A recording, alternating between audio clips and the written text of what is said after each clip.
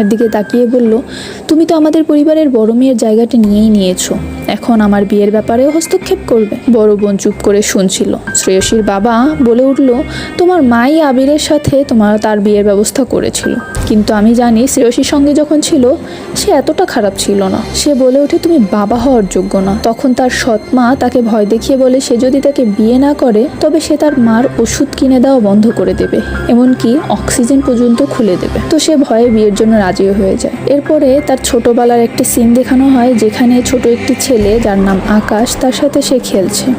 সে ঈশিতাকে একটি ব্রেসলেট উপহার দেয় আর জিজ্ঞাসা করে, তুমি যখন বড় হবে আমাকে বিয়ে করবে তো? এই কথাটা হঠাৎ মনে পড়ায় তার গলা নরম হয়ে এলো, চোখে জল চলে এলো। সে আকাশের দিকে তাকিয়ে ফিসফিস করে বলে, আকাশ, আমি দুঃখিত, আমি আর তোমাকে বিয়ে করতে পারবো না।